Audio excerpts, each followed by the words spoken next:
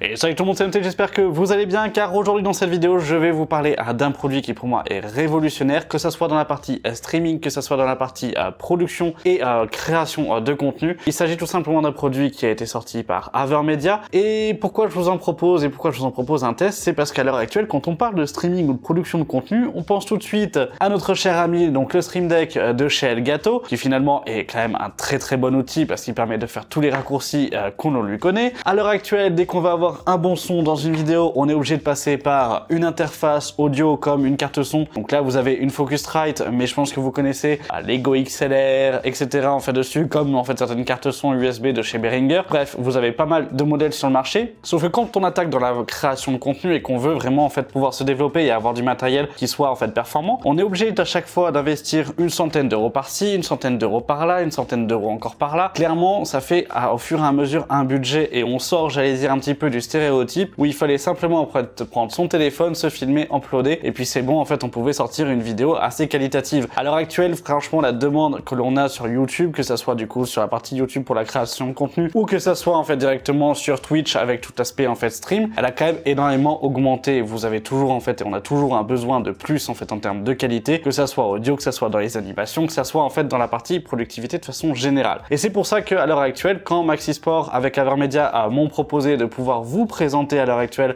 des produits de la marque Avermedia, j'ai tout de suite choisi l'Avermedia Livestreamer AX310. Pourquoi? Parce qu'il s'agit tout simplement et à l'heure actuelle d'une interface physique qui regroupe une carte son avec une partie donc gestion en XLR, plus un Stream Deck directement à intégrer à l'intérieur, tout ça géré par un seul et même logiciel, ce qui fait que vous n'avez pas besoin de vous embêter à avoir un voice meter ou un logiciel spécifique pour votre carte son, puis du coup en fait le logiciel du Stream Deck pour ci, et de tout reconfigurer à chaque fois dans Streamlabs. Là vous avez tout qui est géré directement sur cet outil là, vous avez tout qui est intégré, donc c'est quand même ça qui est quand même assez sympathique. On va avoir des potards aussi physiques, donc qui vont être tout simplement les boutons de gestion des différentes lignes audio, que ça soit pour vous, que ça soit pour les personnes, que ça soit sur votre console si vous streamez de la console, ou tout simplement si vous êtes en fait en termes de productivité et que vous souhaitez avoir une preview, que vous souhaitez avoir en fait votre micro ou un retour de micro lorsque vous enregistrez directement une voix off, ça peut être fait vraiment là ultra efficacement en fait avec ce type de produit là. C'est aussi pour ça que voilà, il y a beaucoup de choses qui m'ont plu dans ce produit là. Ça faisait longtemps que je voulais tester et quand ils m'ont proposé la possibilité de le tester, j'ai tout simplement sauté sur l'occasion. Mais alors pourquoi je vous présente ce produit? Simplement parce qu'à l'heure actuelle, Avermedia lance une campagne de promotion. Vous avez jusqu'à moins 30%, voire même plus en fait de promotion jusqu'à en fait le 29 septembre. Avec mon partenaire Maxisport, donc qui m'ont permis de pouvoir tester aussi ce produit, vous avez pas mal de promotions sur leur site. Je vous mets tous les liens en description, donc n'hésitez pas à aller voir. À l'heure actuelle, ce produit était de base en fait à 340 €. Avec les promotions actuellement, on se retrouve à 290 €. Alors ça reste un budget, mais vous allez voir que quand on compare avec un Stream Deck à 150 € plus une carte son, j'allais dire vraiment entrée de gamme entre 100 et 150 €, ben vous êtes déjà aux 300 €, alors que là, vous avez une qualité supérieure, vous avez toute la partie en fait productivité et la partie carte son qui va être supérieure. Et quand vous prenez une carte son qui sera équivalente à celle-ci, notamment en fait des grosses Go XLR, on sera déjà juste pour la carte son au cas où en fait dans les 300 €. Donc là, clairement, quand on a tout repris en fait d'un coup et quand on connaît le potentiel de ce produit-là, ben clairement en fait c'est pas réellement cher. Franchement, c'est vraiment pas cher. Et donc là en plus, vous avez des promotions,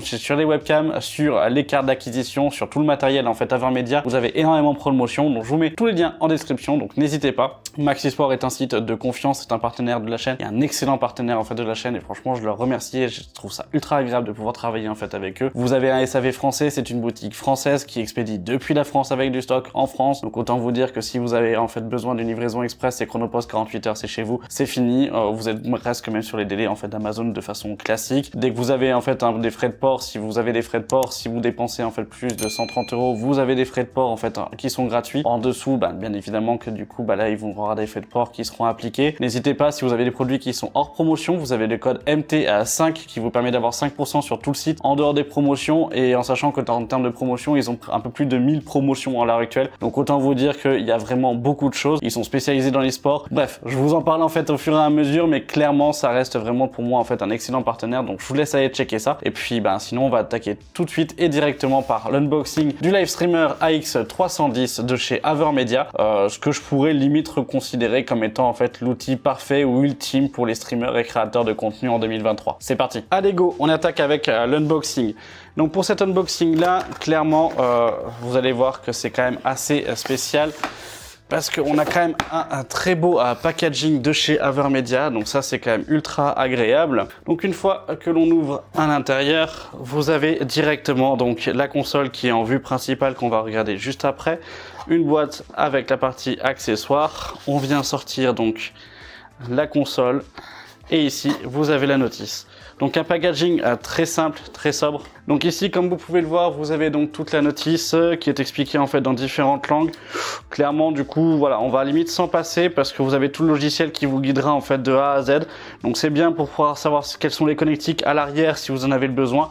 Ici, on va avoir donc la boîte contenant tout le nécessaire pour le câblage. Donc on va sortir tout ce que l'on a à l'intérieur. Ici, vous avez un adaptateur pour pouvoir en fait brancher donc un jack à l'intérieur, donc que ce soit pour le micro ou que ce soit en fait pour un casque en fonction du besoin. Mais ça, ce sera beaucoup plus pour le micro et vous allez voir pourquoi avec la prise que l'on a à l'arrière. Vous avez différentes têtes pour les différents pays, que ce soit donc Europe, anglais ou États-Unis, pour pouvoir en fait connecter et utiliser donc le chargeur secteur. Et là, on va avoir donc le chargeur secteur en lui-même avec une prise propriétaire. Donc là, en fait, on est sur un transfo vraiment classique. Ici, vous avez un câble jack vers jack classique, donc pas un câble tressé, rien du coup en fait de physiquement, j'allais dire exceptionnel, mais c'est ce qui va vous permettre de pouvoir relier la partie carte son en fait directement à votre PC. Et après, vous allez pouvoir retrouver donc le câble pour pouvoir relier la carte de gestion, la carte en fait à votre PC pour toute la gestion. Donc un USB-B vers un USB-A en 2.0. Et maintenant, on passe à la console en elle-même. Donc là, on va enlever les mousses. Toc. Ici, comme vous pouvez le voir, vous avez un support qui en fait physiquement est un poil aimanté et qui permet justement de pouvoir correctement fixer en fait la carte et l'interface physiquement, pouvoir la poser sur le bureau de façon en fait un peu plus surélevée. Donc ça, c'est quand même assez sympathique. À l'arrière, comme vous pouvez le voir, vous avez une connectique ici, donc on-off pour pouvoir en fait l'allumer. Vous avez l'entrée de l'alimentation, vous avez l'USB-B qui vous permet de pouvoir rentrer directement et de connecter votre PC. Vous avez donc une line on, donc pour pouvoir en fait plutôt pour en fait les consoles. Donc là en fait ça va être en fibre optique. Ici vous avez le line in en jack classique, la prise micro XLR ou jack directement, et c'est pour ça que ça intervient et que ça va être intéressant, c'est que ici vous pouvez y brancher un micro en jack si vous le souhaitez à ce moment-là directement, parce que c'est une prise hybride XLR jack. Et ici vous avez un line out et ici un phone. Physiquement, on reste sur un produit qui d'un point de vue qualité de matériaux, je dirais pas que c'est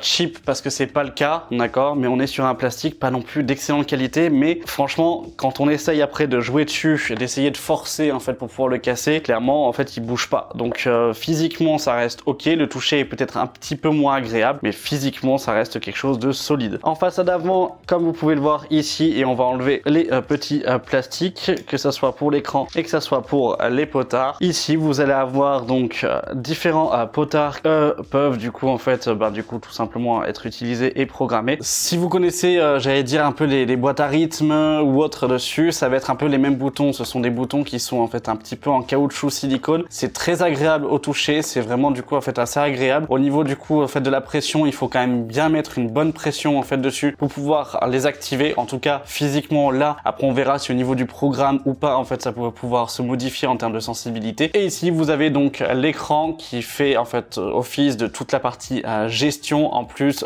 en fait de la partie usage Stream Deck, où là vous avez un écran de 5 pouces tactile, donc ça va être aussi un excellent bon point. Et c'est aussi pour ça que je pense qu'ils ont rajouté cette rehausse, parce que comme vous pouvez le voir ici, visuellement parlant, moi je vois l'écran qui est comme ça, donc c'est vrai que l'angle de vision est pas top et pas génial, et je me pose la question de savoir si c'était prévu au début pour que ça puisse passer, ou pour des personnes qui étaient peut-être debout, parce que là franchement vous vous mettez debout, vous avez tout le champ vision, franchement ça c'est ultra agréable. Si après on est assis comme là et qu'on veut l'utiliser, du coup c'est peut-être un peu plus gênant, et là une fois qu'on met la rehausse, on a vraiment en fait l'intégralité de l'écran, et là on voit bien. Donc je me pose la question de savoir si ça n'a pas été rajouté après. Voilà, c'est juste un petit effet en fait comme ça. Physiquement déjà, dans les points positifs et points négatifs, après l'unboxing, on va directement entrer dans le vif du sujet. À l'heure actuelle, en fait en point négatif, moi déjà ce qui me gêne, c'est ça. C'est-à-dire que c'est un transfo propriétaire. J'ai regardé un petit peu sur internet pour pouvoir regarder si on pouvait justement changer ou pas le transfo, si on pouvait en fait en trouver à côté. Malheureusement, il y en a très peu en pièces disponibles. Au niveau du SAV d'Avermedia, malheureusement, il n'y a pas de pièces et de spares disponibles en fait pour la vente sur ce type de produit-là. Ce qui fait que finalement, lui, il vient à péter avec l'orage ou en fait avec une multiprise qui vous pète en fait dessus. La carte en elle-même est toujours fonctionnelle. Ça, c'est une galère pour pouvoir le retrouver, en tout cas à l'heure actuelle. Donc peut-être dommage de ne pas avoir pris en fait une alimentation, j'allais dire, courante. Physiquement, après parlant, tout le reste, pour moi en fait tout est nickel. Peut-être défaut, le deuxième défaut que j'allais dire, c'est peut-être la vétusté de la connexion, c'est-à-dire en fait de l'USB 2.0 avec un USB-B vers une USB-A. Pourquoi pas avoir fait quelque chose en USB type C, mais au final quand j'y repense, je sais que cet appareil-là est sorti il y a peut-être 4-5 ans. Déjà à l'heure actuelle, et au bout de 4-5 ans ça reste toujours en fait assez exceptionnel d'avoir ce type de produit et d'avoir toute la partie mise à jour ou autre autour. Et il y a 4-5 ans ça m'aurait pas dérangé d'avoir un USB-A en fait et un USB-B pour la partie connexion. Donc clairement pour l'instant voilà, ça va être les deux, j'allais dire peut-être point négatif, point positif, en fait il y a tout qui est positif, après on va voir juste dans l'aspect système et voir ce que ça donne. Donc pour ça on va directement se retrouver sur mon PC portable, je vais vous l'allumer, on va faire le premier branchement, l'installation donc de RE centrale, après vous montrer un petit peu toutes les configurations. Puis moi je vais vous laisser le tester pendant 1 semaine et demie, 2 semaines, et puis on se retrouvera pour la conclusion juste après. C'est parti. Et donc là le branchement est fait, j'ai uniquement mis pour l'instant en fait l'alimentation ainsi que le câble USB-B que vous avez directement ici, et on va passer avec le premier rallumage de l'appareil. J'ai déjà le PC qui reconnaît, on a un très beau démarrage avec le logo Avermedia sur l'écran, toute la partie RGB qui s'active et qui s'allume, ça c'est quand même assez sympathique. Et on reste donc sur la phase d'initialisation en fait du produit avec la partie Avermedia. Clairement, je trouve que visuellement parlant, au niveau en fait de l'écran est vraiment très propre. Après, il suffit que vous ayez les mains grasses en fait dessus, directement on verra toutes les traces de doigts, sachant que ça reste quand même aussi un écran tactile, donc c'est tout à fait normal. Maintenant, passons sur le PC et on va regarder tout ça. Donc maintenant, on va passer à la partie initialisation de l'appareil. Pour ça, on se retrouve directement sur mon PC. Nous allons sur le site donc d'Avermedia. Nous allons donc sur le site d'Avermedia pour pouvoir retrouver la partie produits. Vous voyez qu'ici vous avez tous les produits que fait Avermedia, donc vous avez quand même énormément de choses. Les cartes d'acquisition, les captures du coup pour les DSLR et les en fait caméras. Vous avez ici la partie webcam, tout ce qui va être haut-parleur, tout ce qui va être micro. Vous avez aussi tout ce qui est du coup en fait Barberbone et les Nvidia Jetson. Ça c'est vraiment un autre domaine et on en parlera vraiment si ça vous intéresse sur la chaîne, ça peut être possible. Ce qui va nous intéresser aujourd'hui, ce sont les centres de contrôle. Au niveau du centre de contrôle, il n'y en a qu'un seul qui est proposé, c'est le Livestreamer AX310, donc ce petit jouet. Ce qu'on va faire, c'est qu'on va directement aller dans centrale des créateurs ici. Vous avez toute la partie donc gestion pour la partie logicielle, donc c'est là où on va télécharger driver et application. L'application c'est tout simplement donc l'assist centrale de chez Avermedia, compatible Windows comme Mac. Ça, je tiens quand même à le souligner, c'est ultra sympathique de l'avoir. C'est simplement que ça vous permettra, dans le cas où vous êtes créateur de contenu, que vous travaillez sur Apple, comme moi par exemple en fait à l'arrière pour faire toute la partie montage, dès qu'on va le mettre sur Premiere ou dès qu'on va le mettre sur en fait After Effects ou en fait sur DaVinci ou autre, vous pouvez bien avoir toute la partie gestion avec les programmes. Vous avez non plus en fait la partie Spotify, vous avez tout ça en fait en termes d'application et vous pouvez tout gérer depuis en fait l'appareil. Donc ce qui vous permet en tant que créateur, par exemple vous souhaitez avoir par exemple un raccourci clavier et taper ici pour pouvoir sélectionner en fait votre explorateur de médias, je dis n'importe quoi, ou tout simplement tous les effets en fait audio et toutes les transitions en fait vidéo, vous pouvez le faire quand vous avez activé le mode en fait directement par exemple du coup Premiere Pro ou DaVinci ou autre. C'est là où c'est ultra sympathique. C'est peut-être très clair, mais vous allez voir par la suite, je vais vous le montrer. Donc là on se retrouve à télécharger Avermedia Assist, on le lance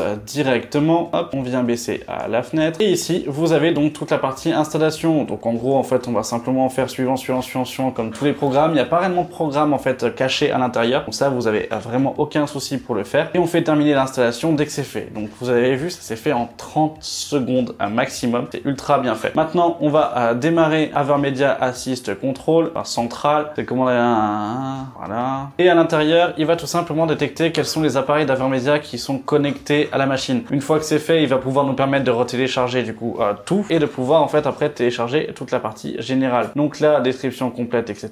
On fait installer les mises à jour, ce qu'on a sélectionné ici. Et c'est ce qui va nous permettre de pouvoir télécharger Creator Central, qui est le logiciel de gestion en elle-même de la carte. Pourquoi AverMedia a ce logiciel que juste avant, donc Assist Central, et pourquoi je vous le présente? Simplement parce que Assist Central permet de pouvoir aussi mettre à jour l'intégralité de tout ce qui va être carte d'acquisition, carte de capture ou autre, ainsi que votre micro. Donc autant vous dire que si vous avez un écosystème complet, ça vous permet tout en un de pouvoir faire les mises à jour de tous les logiciels de gestion, ainsi que les firmware des différents appareils, ainsi que les mises à jour de ces derniers appareils s'il y a juste une mise à jour et pas en fait carrément une upgrade de firmware. Ça, c'est quand même assez important parce qu'ils ont pris en compte vraiment l'intégralité de leur écosystème et ils l'ont mis là. C'est pas comme par exemple certaines grandes marques que je ne vais pas citer qui eux du coup en fait auront juste mis un logiciel pour ça, un logiciel pour ça, un logiciel pour ça et puis en fait débrouillez-vous après, d'accord? Parce qu'on peut très bien ne pas gérer, etc. On va attendre la partie téléchargement et je vous retrouve juste après pour la configuration. Alors maintenant on passe à l'installation donc de AverMedia Control Center. Ici vous pouvez accepter en fait la partie générale, donc de toute façon pour faire l'installation vous avez l'installation qui se lance, qui va être quand même assez rapide, pareil que du coup pour Assist Center on est sur une trentaine de secondes. Après ça va dépendre bien évidemment de votre PC, hein. Vous avez un PC qui est ultra lent, ça va être quand même assez différent. Et après on clique sur terminer pour quitter en fait l'installation et après il va nous refaire un check pour tout simplement retrouver finalement l'appareil. On voit que tout est à jour et donc maintenant on va lancer Creator Central. Là il détecte déjà l'appareil, on a déjà l'appareil qui est détecté. Par contre, je vais dire le point négatif, c'est que je parle pas japonais ou chinois ou coréen, enfin, je sais pas quelle langue c'est, du coup je la parle pas, mais un peu bizarre d'avoir ça directement. Alors là, il a fini l'installation, il me demande d'éteindre, à ce que je comprends, il me demande là de l'allumer pour que la détection se fasse. Là déjà on a quelque chose de totalement différent à tout à l'heure. Et là maintenant on a donc toute la partie gestion et l'AverMedia qui a tout simplement démarré, où on a vraiment tout. Franchement c'est très joli. On se retrouve avec un thème ici rouge et bleu. Vous avez ici toute la partie RGB donc sur le switch de la console, d'accord? Donc là je vous le montre en fait indirectement. Donc c'est quand même assez sympathique, c'est quand même très agréable. De toute façon je vous laisserai avec la caméra du dessus, ça sera peut-être plus facile pour vous et pour moi en fait au niveau de la gestion. Ici vous avez donc le potard pour le micro, le line in, la console, le système, le jeu et le chat. Line in c'est pour tout ce qui va être du coup en fait votre entrée. Ici ça va être le volume sonore de votre micro que vous allez pouvoir envoyer en fait aussi, ainsi que votre retour en fonction de ce que vous souhaitez. Niveau de volume de la console, si vous utilisez une console en entrée optique, et la partie système, donc ça va être pour Windows pour la partie streaming, game et chat. Bref, ça c'est pour la partie visuelle, mais ça on le verra juste après. Et moi ce qui m'intrigue c'est quand même en fait cette partie là où en gros c'est full en fait japonais ou chinois ou autre, que je ne sais strictement pas ce que c'est. Donc du coup je pense qu'il va falloir à ce moment-là un compte. Donc on va créer un compte directement. Déjà, premier point pour moi négatif direct, et ça je vais vous le dire en fait sans mâcher mes mots, le fait qu'il ne puisse pas reconnaître la langue automatiquement en fait du PC lors du téléchargement, comme par exemple 99% en fait des programmes à l'heure actuelle, ainsi que du coup en fait une fois que c'est fait reconnaître tout le reste, je trouve ça ultra dommage en fait, et je trouve que c'est un point négatif parce que là si on n'a pas un peu de jugeote en fait dessus pour être trouvé le changement de la langue, etc. En fait je me modifie quelqu'un qui n'y connaît presque rien et qui veut juste acheter en fait quelque chose pour avoir du plug and play. Le plug and play il est absolument absent sur ce type d'interface. Là clairement ça va être un petit peu la partie négative. Et donc là comme vous pouvez le voir, j'ai déjà commencé un petit peu à trifouiller en fait dans le menu. Ici vous avez donc l'application donc Control Center d'AverMedia. Ici on va avoir le panel comme vous l'ouvrez dès le début, donc au démarrage, après l'initialisation du produit, la mise à jour, etc. Donc tout ce qu'on a fait juste avant. Ce qui va être assez sympathique, comme vous pouvez le voir directement, c'est que l'écran tactile fonctionne vraiment bien. On a une excellente réactivité. À l'heure actuelle, vous avez donc 5 possibilités sur 4 de hauteur, donc 5 de largeur. Ça fait quand même pas mal de possibilités. Comme le Stream Deck, tout est tactile, donc ça c'est quand même ultra agréable. Attention, bien évidemment, si vous souhaitez garder la partie interface propre au niveau de l'écran tactile, malheureusement en fait il faut à chaque fois se nettoyer les mains, parce que franchement il prend énormément en fait la graisse en fait finalement des doigts. Donc ça va être peut-être aussi un petit point négatif. Ici comme vous pouvez le voir, vous avez donc différents panneaux panneaux de contrôle. Moi, je les ai enlevés ceux de base. Ceux de base, c'était les sites web en fait d'Avermedia pour leurs différents produits. Donc ça, c'est très bien pour la partie promo, etc. Mais pour nous, en fait, on n'en a strictement rien à faire pour le début. Ici, vous avez les différents potards qui vous permettent de pouvoir régler le volume directement, donc soit du chat, soit du jeu, soit de votre système. Donc par exemple de Windows. Ici, ça va être la partie console. Si vous avez une console qui est directement en fait entrée, le light in et le micro. Light in, c'est du coup toutes les entrées et la partie micro physique. Donc ça va être votre micro au niveau de la partie voix. Là, comme vous pouvez le voir, vous avez différentes options. On va avoir Spotify, OBS, les switches en fonction des différents profils que vous créez, parce qu'on peut avoir différents profils. Donc un profil par exemple productivité, un profil stream. Clairement, je pense que si vous êtes un seul utilisateur au niveau de votre setup, etc., il n'y a pas besoin de créer des profils. Par contre, si vous êtes plusieurs, je pense notamment en fait à un bureau, vous avez un moteur qui va utiliser uniquement ce PC là, puis après vous allez le réutiliser pour faire du stream ou autre. Ça peut être ultra intéressant de pouvoir switch en différents en fait profils pour savoir qui fait quoi à ce moment-là et que chacun retrouve son univers sur une seule et même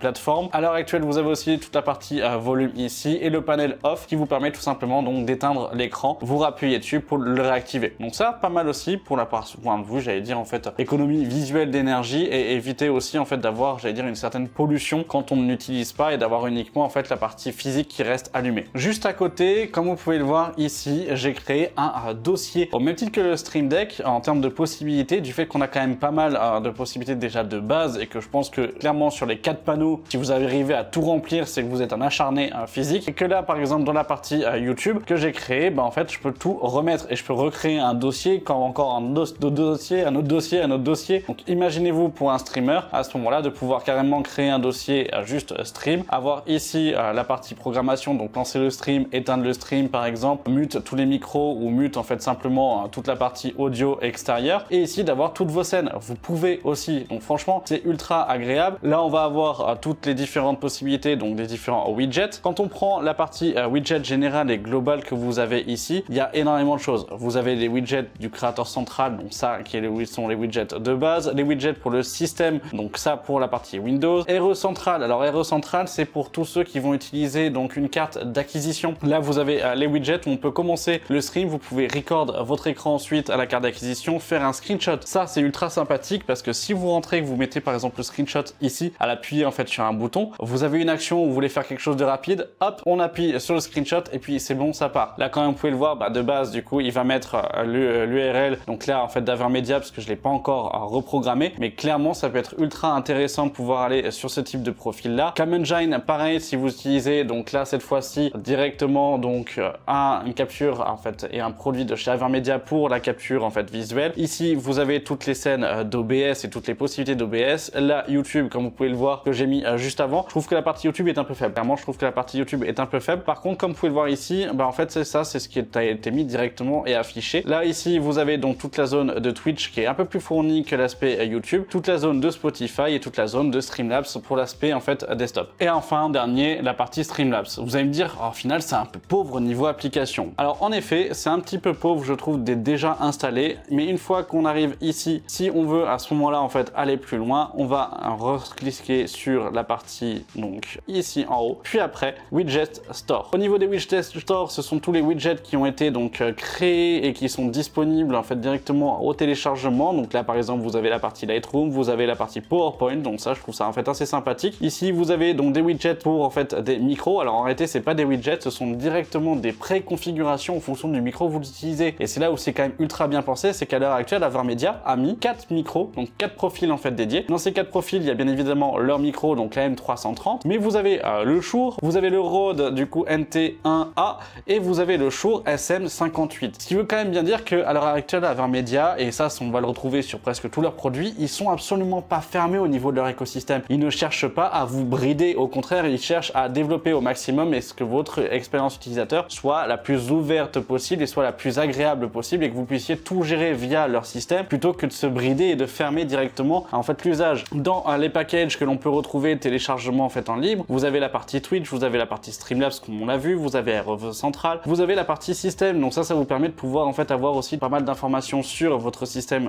global. Vous avez Voice Mode dessus, vous pouvez mettre une horloge si vous le souhaitez pour avoir l'heure. Vous avez donc le système de ressources, ça vous permet d'avoir par exemple une petite icône CPU qui vous dit à quel pourcentage est d'utilisation pour savoir si d'un côté directement vous avez avez un lag ou autre, ça vous permet de savoir si c'est votre CPU qui est en surcharge à ce moment-là sur votre PC de stream. Vous avez toute la partie Discord, vous avez donc aussi HUE, donc en fait Philips Hue pour tout ce qui est contrôle des lumières, si vous avez un setup qui est compatible avec celui-ci. Et là, vous avez IFTTT, donc qui vous permet de pouvoir en fait à ce moment-là, en fonction de ce que vous avez fait, des serveurs et des canaux que vous avez fait sur IFTTT, pouvoir les afficher. Donc ça, c'est quand même assez sympathique. Après, vous avez donc My Package, ça c'est tout ce que vous avez en fait à ce moment-là qui sont déjà téléchargés et en fait présents sur votre deck, si on peut dire ça, parce que je vais l'appeler le deck Avermedia à ce moment-là, et pour pouvoir en fait vraiment tout voir. Donc ça, c'est quand même cool. Vous pouvez aussi importer des widgets et à ce moment-là les télécharger en fonction des différents créateurs. S'il y a des widgets qui ont été créés, que vous souhaitez les télécharger, par exemple sur différents GitHub ou autres, il y a énormément de choses, il y a une grosse communauté autour de ça qui vous permet de pouvoir directement implanter des widgets, ou si vous souhaitez vous en développer un physiquement pour pouvoir l'avoir dessus, vous pouvez. C'est aussi pour ça que je vous dis que clairement Avermedia est vraiment pas fermé en fait pour pouvoir en fait avoir toute une certaine découverte et pas fermé à son environnement. Et ici on va aller dans la partie micro, et juste avant ici dans la partie audio mixeur, on va se remettre sur le canal, j'allais dire principal, et le panneau central, où ici vous avez toute la partie audio, etc. Et nous, ce qui va nous intéresser, et c'est ça qui est quand même assez sympathique, c'est d'activer le Dual Mix. Alors qu'est-ce que c'est que le Dual Mix? Le Dual Mix, comme vous pouvez le voir ici, vous avez l'icône créateur et l'icône audience. Et bien c'est tout simplement qu'est-ce que va entendre le créateur et qu'est-ce que va entendre votre audience, et avoir deux pistes audio séparées. Ce qui fait que si l'audience, vous souhaitez avoir la console qui soit finalement un son du coup en fait milieu à 50%, que le micro vous souhaitez que lui soit à 80%, que le reste en fait vous en fichez, que le système par exemple pour les alertes sub vous voulez l'avoir en fait en gros, et que tout ça en fait vous souhaitez l'enlever directement, et ben vous pouvez justement en fait le faire. Et ça, c'est ce que va entendre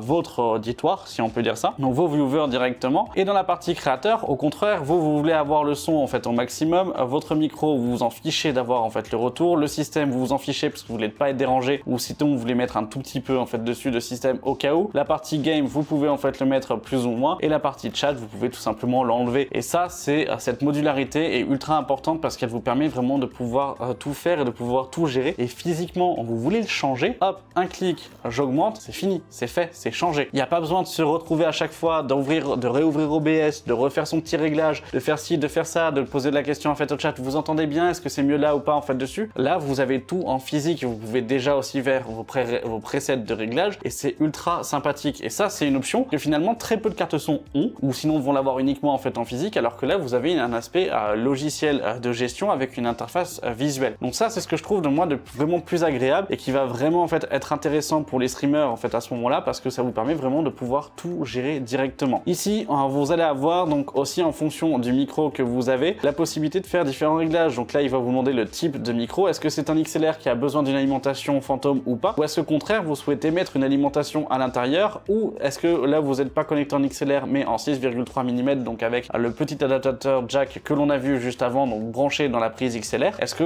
c'est celle que vous avez besoin? Car oui, à l'heure actuelle, en fait, cette carte et en fait cette interface vous permet de pouvoir aussi alimenter presque n'importe quel micro. Vous avez une alimentation fantôme à l'intérieur qui peut aller jusqu'à 48 volts, et franchement ça, c'est ultra agréable parce que tous les gros micros, notamment les Shure par exemple avec le SN7B ou autre, demandent une alimentation. Quand on prend le prix en fait du micro qui est de 300-400 euros, plus l'alimentation externe, plus la table de son pour pouvoir le gérer, on monte vite à un setup audio en fait très cher. Là vous avez la carte son plus l'alimentation, donc autant vous dire que finalement vous êtes tranquille. Après à ça, une fois que vous avez sélectionné en fait le type de micro que vous souhaitez, vous pouvez mettre votre noise gate, votre compresseur, une égalisation, une gestion d'écho, une gestion de réserve. Voilà, franchement vous pouvez vraiment faire tout ce que vous voulez, modifier en fait votre gain. Après ça sera quand même plus logiciel que vous allez le faire dans Control en fait Center central à ce moment-là, plutôt que directement en fait sur le pad. Donc ça va vraiment faire partie des réglages que vous allez faire en amont directement, mais qu'une fois que vous avez fait, vous avez presque plus jamais besoin de le bouger. Et ça, c'est quand même aussi très agréable. Comme vous pouvez le voir ici avec OBS en fait directement, mais en fait lancé, dès que je choisis quelque chose, ça se fait vraiment en instantané. On n'a pas de délai, on n'a pas besoin de faire un reset aussi de l'application, on n'a pas besoin de s'embêter en fait à avoir quelque chose. Hop, je viens prendre en fait un truc, je viens le mettre. Là, je viens mettre tout ce que je veux en fait dessus. App file en fait par exemple pour pouvoir avoir des applications de lancer. Si je veux l'ouvrir ou autre, en fait je peux. Là où on a fait la partie dossier, ou c'est ce que j'ai fait avec la partie YouTube, c'est ici groupe que vous avez. Vous prenez, vous le mettez page indicator si vous souhaitez le mettre. Vous pouvez très bien le mettre ici, et à chaque fois ça vous dit sur chacune des pages, ou en tout cas sur la page concernée plutôt, quelle est la page en fait sur laquelle vous êtes. C'est un indicatif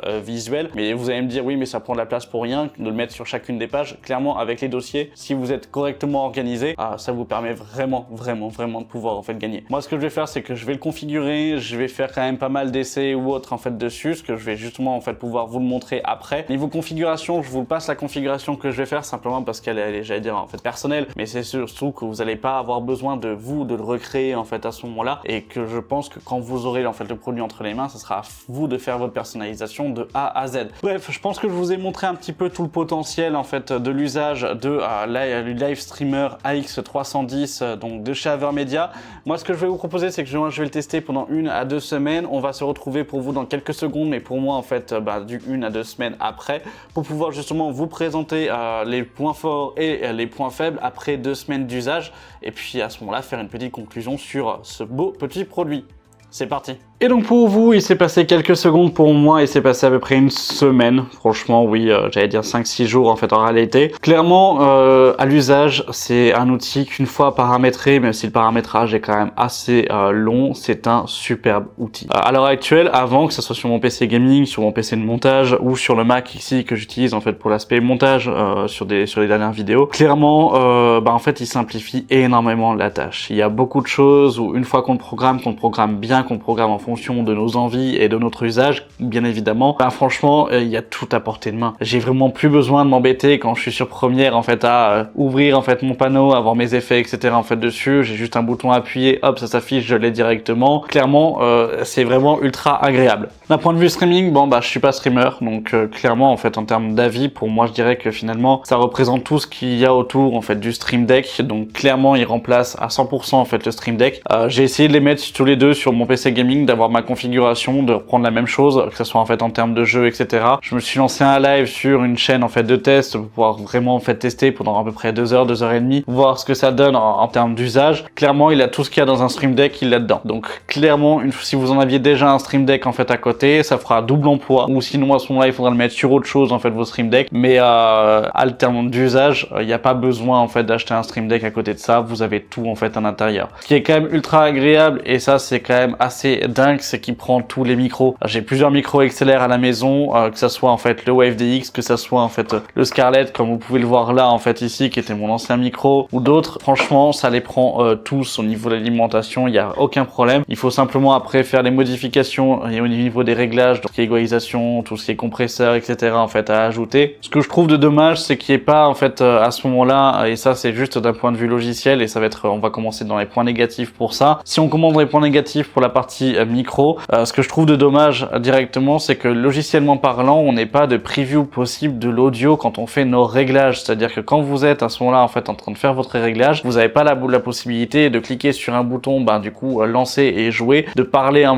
même temps pour pouvoir avoir un retour au niveau du micro et retour de votre micro dans le casque pour pouvoir en fait savoir si les réglages sont bons et les ajuster en même temps. On est obligé de réouvrir un Audacity ou en fait d'envoyer en fait un stream ou en fait d'avoir fait une scène spécifique uniquement pour pouvoir enregistrer l'audio pour pouvoir le faire. Alors à moins que c'est moi qui n'ai pas trouvé en fait cette option là, clairement moi c'est quelque chose qui m'a un peu dérangé, mais dans le paramétrage encore une fois, donc ça vous dérange, j'allais dire l'histoire d'une heure, 1 heure et demie lors de la configuration, après finito. Franchement c'est là où c'est quand même ultra agréable, c'est que, et ça je vais vous le dire à chaque fois parce que l'outil en lui-même et d'interface est de façon globale ultra agréable dans tous les sens du terme. La configuration est peut-être un peu laborieuse si on s'y connaît pas, mais une fois qu'on a fait cette configuration là, il n'y a plus besoin de rien faire, tout est donné et tout est facile d'accès, tout est facile d'usage, tout est réellement en fait très agréable. Donc ça va être vraiment quelque chose qu'on va retrouver et qui va être le mot d'ordre sur toute cette interface là. Autre point négatif, donc comme on l'a vu tout à l'heure au niveau de la partie logiciel, logiciel au début qui est en chinois, qu'il faut changer en fait de langue, ça malheureusement c'est un peu l'un des soucis. En gros le gros point noir, et je vais vraiment la faire court en fait au final pour pas perdre beaucoup plus de temps, le gros point noir de cet outil là, ça va être le paramétrage. Le paramétrage est long et laborieux, il faut penser à tout, faut tout imbriquer. Si je peux vous donner un conseil directement, ce que vous faites en premier, vous faites le paramétrage de votre micro. Vous faites votre paramétrage au niveau de la sortie, en fait au niveau de votre PC pour tout ce qui est sortie audio, et faites le paramétrage paramétrage de votre OBS avec les sorties. Une fois que c'est fait, que vous avez fait tout ce qui est sortie et entrée micro, pareil pour les consoles, pareil du coup pour en fait vos périphériques. Une fois que ça c'est fait, que vous avez mis 1h30, 2 heures, parce que ça va être le temps qu'il va falloir prendre si vraiment vous n'êtes pas doué en fait dedans, que vous découvrez en fait ce monde-là. Clairement, une fois que c'est fait, tout roule. Point négatif d'ailleurs de ces potards-là, vous avez un clic qui est dessus qui est programmable, donc ça c'est très bien. Après la durée de vie, je sais pas si ça va durer longtemps, parce que du coup d'un point de vue qualité, même si physiquement ils ont l'air quand même assez robustes, j'ai quand même un petit doute sur le clic physique dessus. Mais ce qui me gêne le plus, c'est qu'il n'y a pas de fin de course. Ce sont des potards en fait à 100%, c'est-à-dire que vous le tournez en fait à l'infini. La fin de course, elle est uniquement logicielle, et ça me gêne un peu parce qu'on sait jamais où on en est. C'est bête à dire, mais on sait jamais vraiment où on en est, sauf physiquement quand on regarde en fait avec les lumières qui sont autour en fait du potard, mais c'est tout. Donc ça déjà pour moi, petit point négatif. Autre point négatif aussi, c'est qu'il n'y a pas la capacité depuis l'appareil de sortir le PC de veille. Je m'explique. Dès que vous avez votre PC, votre Mac ou autre en fait qui est directement en veille, la live streamer lui aussi se coupe, se met en veille, parce que le logiciel derrière de gestion se met en veille, et du coup en fait il n'y a plus d'ordre donné. Chose qui est différente avec le Stream Deck, où lui vous avez une partie un petit peu native derrière, ou mis à part quand il est éteint, où là ça change, mais vous pouvez au fait aussi rallumer avec le Stream Deck directement en fait votre PC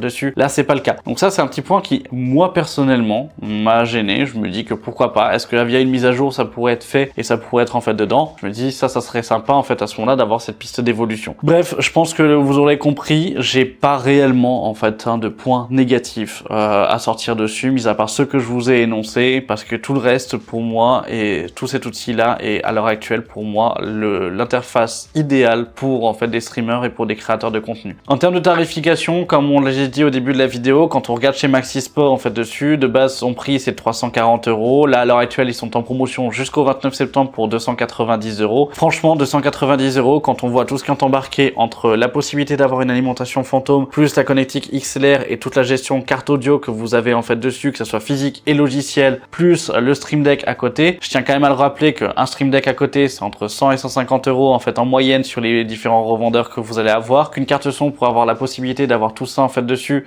clairement ça va être 100 à 150 € aussi. Donc ça vaut son prix. C'est-à-dire qu'à l'heure actuelle son prix de 290 ou même de 340 €, ça les vaut. Donc profitez en fait de la promo si vraiment c'était quelque chose qui vous intéressait. Mais en termes de qualité, en termes de upgrade finalement en fait et de step up vis-à-vis du coût de votre stream ou vis-à-vis de votre usage de tous les jours d'un point de vue productivité, vous allez y gagner avec cet outil-là. Bref, pour conclure sur cet appareil-là, à l'heure actuelle, est-ce que je peux vous le conseiller? Oui, je peux vous le conseiller à 100%. En termes de tarification, il les vaut. Vous avez la possibilité de streamer de la console, d'un PC si vous avez une carte d'acquisition. Vous avez la possibilité pour les créateurs de contenu de pouvoir augmenter votre productivité simplement en fait avec des raccourcis visuels sur votre interface, et plus vous embêtez à chaque fois en fait à aller chercher vos fenêtres, votre média, etc. Là vous avez tout en clé en main. Donc à l'heure actuelle pour moi c'est vraiment, et encore à l'heure actuelle en fait en 2023, l'outil indispensable et l'outil idéal pour en fait des streamers ou des créateurs de contenu.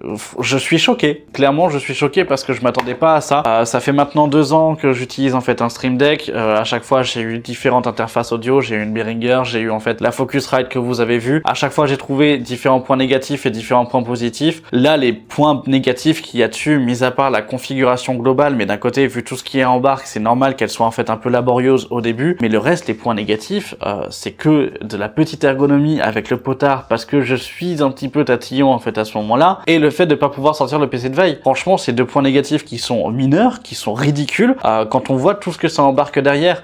Oui, il y a le chinois aussi en fait au début quand on a la configuration, mais pareil, ça ce sont des choses où en fait j'ai peut-être plus de facilité à passer l'éponge dessus, à vraiment passer l'éponge en fait à ce moment-là, parce que à l'heure actuelle, ça devient vraiment minime face à tout ce qu'il embarque à côté. Donc clairement, que ce soit en termes de tarification, que ce soit en dehors de la promo ou en fait en promo jusqu'au 29 septembre, que ce soit chez Maxisport ou autre, n'hésitez pas en fait à ce moment-là en fait à y aller, je vous le conseille sans aucun problème. Si vous avez des questions, n'hésitez pas à me le poser directement en commentaire, je peux vous y répondre, et vraiment moi je vais continuer à utiliser, et vous le verrez peut-être prochainement dans plusieurs autres vidéos aussi, parce que ça va être pour moi vraiment un outil important, et en termes de production et de montage, j'ai vraiment kiffé en fait à l'utiliser.